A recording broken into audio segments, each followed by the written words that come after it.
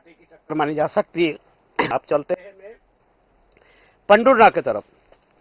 विलक्षण जी, विलक्षण सक्सेना जी हमारे साथ मौजूद है, बहुत अच्छा एक्सप्लेन कर रहे हैं। पंडुरना यह भी कांग्रेस के वर्तमान विधायक है, नीलेश उइके, उन्हीं को फिर से उतारा गया। भारतीय जनता पार्टी ने भी एक प्रकाश उइके को उतारा है।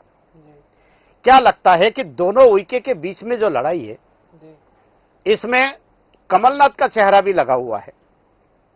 जो उनके समर्थक है वो निश्चित रूप से कांग्रेस के जो नीलेश उइके हैं उनके ओर होंगे। तो क्या लगता है इसमें प्रकाश उइके कितना मजबूत कैंडिडेट के रूप में यहां साबित होंगे?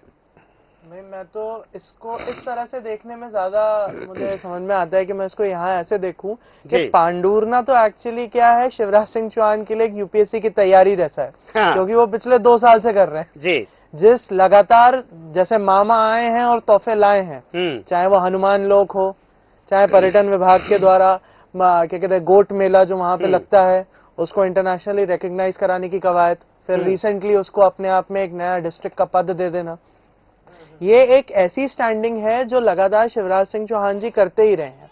अब ये प्रिपरेशन की जरूरत क्यों पड़ी?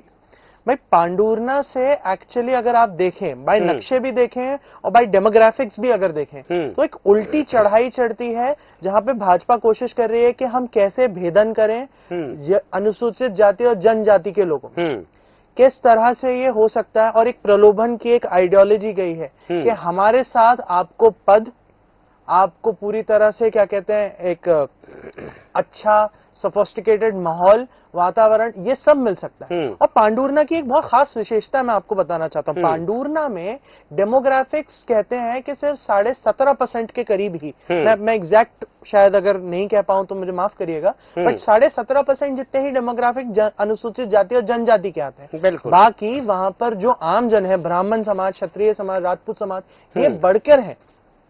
बट यहाँ पर भाजपा की तरफ से एक एक्स मैजिस्ट्रेट को, एक ऑलरेडी एग्जिस्टिंग व्यक्ति जो सर्विसेज में लगा रहा है, उसका एक एक्सपीरियंस लेके आ रहा है, उसको क्यों लेके आइए? उन्होंने ये चीज देखी कि एक ऐसे क्षेत्र में जहां पर संगठित तो है लेकिन जनता में कम है, उसके ही एक व्यक्ति को जो पहले से ही सोशल सर्विस में अच्छा खासा लिप्त था और एक बढ़िया नाम भी कमा के रखा हुआ था उसने, उसको लाने से एक क्या समीकरण चेंज होते हैं। बिल्कुल। और साथ ही साथ प्रलोभन के तौर पे हनुमान लोक जो आया है वो अन्य वर्ग को पूरी तरह से केटर करता है। बिल्कुल। यहाँ पर शिवराज सिंह चौहान एक बहुत ही गहन रणनीति के साथ उतरे हैं।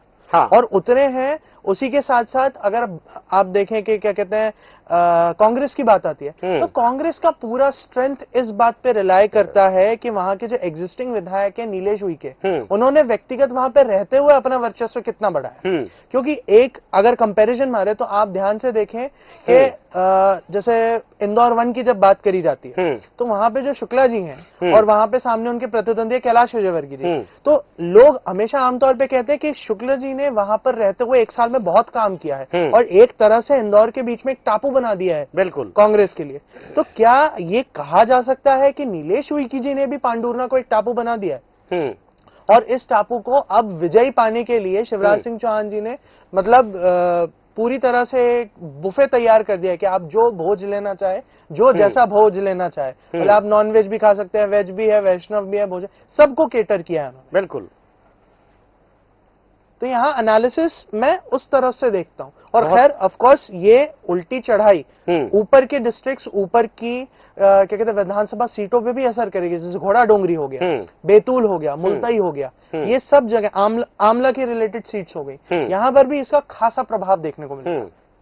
अच्छा विलक्षण जी, एक सवाल है जी, आपसे ये जानना चाहूंगा कि ये इसको अभी हाल ही में जिला घोषित किया गया जी, तो इसका क्या प्रभाव पड़ेगा वहां पर? देखिए एडमिनिस्ट्रेटिव मतलब इसके बहुत कंट्रोवर्शियल आंसर्स भी हो सकते हैं और सिंपल आंसर भी हो सकते हैं। सिंपल आंसर ये है कि ये बहुत पुरानी डिमांड थी।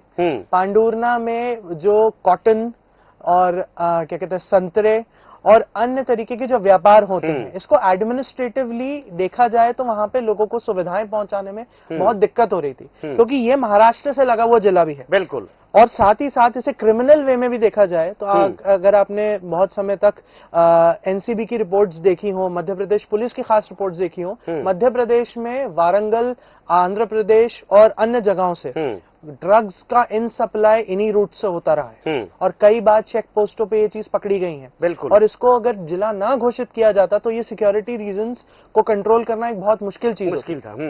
और इसका कंट्रोवर्शियल आंसर आप सब जानते ही हैं, पॉलिटिकल। चलिए, बहुत अच्छा विश्लेषण किया आपने जी। अब मैं मुल्ताई को